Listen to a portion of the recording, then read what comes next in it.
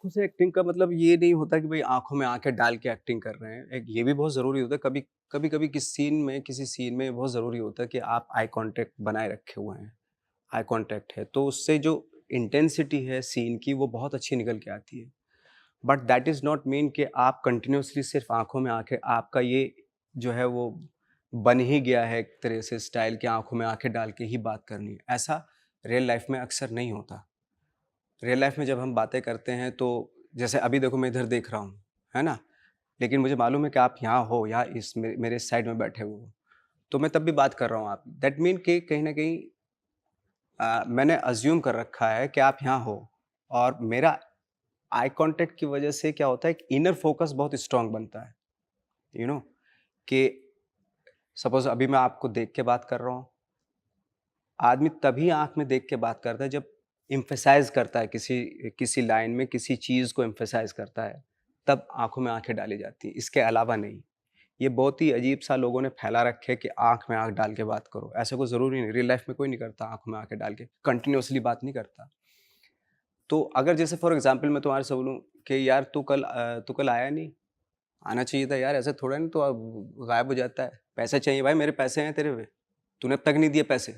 और जहाँ पैसे की बात आई तो आँखों में आँखें डालना शुरू कर दिया क्योंकि इम्पोर्टेंट क्या है पूरे कन्वर्सेशन में पैसा, जो पैसा तुमने उधार लिया था मेरे से, है ना? तो जैसे ही पैसे की बात है तो आँख तूने पैसे क्यों नहीं लौटाए अब तक मेरे?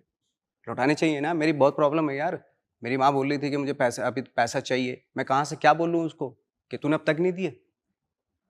कल कल मुझे पैसा मिलना चाहिए, समझ रहा है कि नहीं? तो जो स्पेसिफिक डायलॉग हैं उसी की वजह से आई टू आई कॉन्टैक्ट होता है। कई बार ऐसा भी होता है कि आप अज्यूम कर लेते हैं लेकिन नॉर्मली बात कर रहे हैं, हाँ यार गया था, मैं घूमने गया था, पेरिस गया था घूमने में, यार बहुत गर्मी थी, मैं सोच के गया था थोड़ा ठंडा वंडा होगा बट वहाँ पे तो बहुत गर्मी थी यार, क्या बोले। अब सर्दियों में जाना पड़ेगा यार, तभी जाऊँगा ऐसे। तो आप हो यहाँ, मुझे मालूम है, मैंने अज्यूम कर रखा है, तो ज़रूरी नहीं मैं कंटिन्यूअसली आपकी तरफ आँखों में आँखें डाल के बात करूँ, है ना?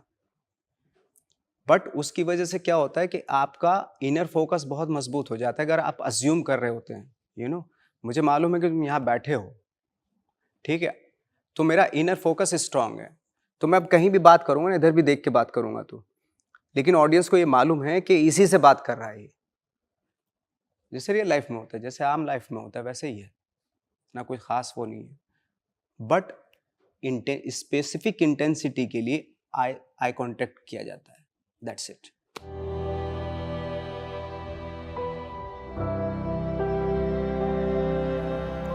सी जब ये कहा जाता है कि आँख से एक्टिंग करता है, आँख से नहीं एक्टिंग होती। मेरे आँखें तो बहुत लोगों की बड़ी खूबसूरत-खूबसूरत होती है, मेरी तो कुछ भी नहीं है। बट आई थिंक वो होता है कि इनर फ़ोकस होता है वो, है ना? अगर आप ऑनेस्टी के साथ जो बोल रहे हैं वो सच लग रहा है, तो और वो आपकी आँखों में दिख रहा है, तो उसको बोला जाता है कि यार वो आँख से एक्टिंग करता है क्योंकि वो मेबी शायद उस वक़्त पे ऑनेस्टी से बोल रहा है, बहुत ही ट्रुथफुली बोल रहा है। तब कहा जाता है कि वो आँखों से एक्टिंग कर रहा है। ऐसा बोला जाता है मतलब, और है भी, ठीक बात भी है ये कि कहीं न कहीं किसी एक मोमेंट पे आप बिल्कुल ट्रुथफुल हो जाते हो, ऑनेस्ट हो जाते हो, तो वो आँखों में दिखता है। एक्सप्रेशन, अननेसेसरी एक्सप्रेशन बनाने की ज़रूरत नहीं है कुछ कहने के लिए। जब आप झूठ बोलते हो, तब आप एक्सप्रेशन बनाते हैं। जब आप सच होते हो तब एक्सप्रेशन नहीं बनाते क्योंकि आप फ्रंट फ्रंट में सामने हैं कि मैंने किया ही नहीं, आप मेरे पे इल्ज़ाम कैसे, आप बोल रहे हो गाली दी आपने, मैंने गाली दी नहीं, किसी से पूछ लो चाहे आप, मैंने दी नहीं गाली। तो क्योंकि वो ऑनेस्ट है ना? तो उसकी आइज़ में दिख रहा है वो कि उसने वाक़ई नहीं दी गाली, इसलिए उसकी आँखों से दिख रहा है वो। परफॉर्मेंस अगर ऑनेस्ट है तो आइज़ में दिखेगा।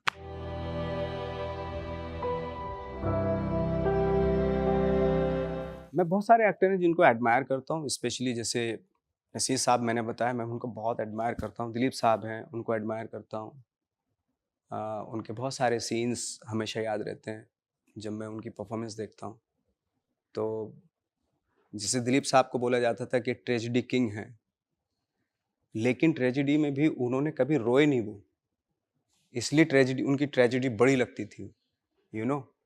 आपने अगर रो दिया तो आपकी ट्रेजेडी छोटी हो गई, यू नो। दिलीप साहब का एक वो सीन है, कोई है भाई, वो सड़क पे वो हो जाता है, वो एक्सीडेंट हो जाता है, उनकी बीवी मर जाती है और वो चिल्ला रहे हैं, कोई है भाई, कोई है।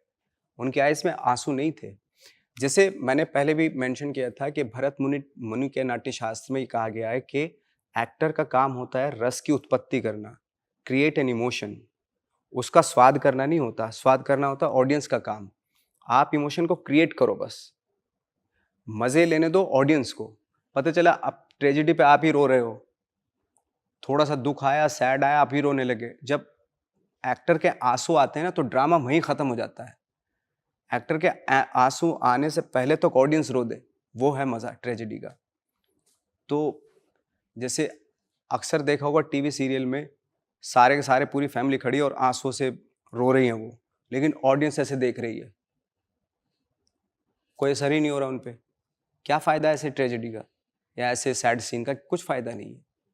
कि जहाँ पे ऑडियंस नॉर्मली न्यूट्रली आपको ऐसे देख रही है और वो ग्लिसरीन डाल के एक-एक बाल्टी ग्लिसरीन डाल देते हैं अपनी आँख में। कुछ नहीं होता, कोई फ़र्क नहीं पड़ता है।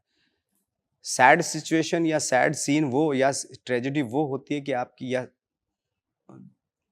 वो होता है जहाँ पे आपकी आँखों में आँसू भी ना आए और ऑडियंस ने रो दिया, वो है। तो वो क्रिएट करना पड़ता है, वो इमोशन क्रिएट करना पड़ता है, ना कि उसका मज़ा खुद ही ले रहे हो, खुद ही रो रहे हैं, खुद ही मज़े ले रहे हैं उसके।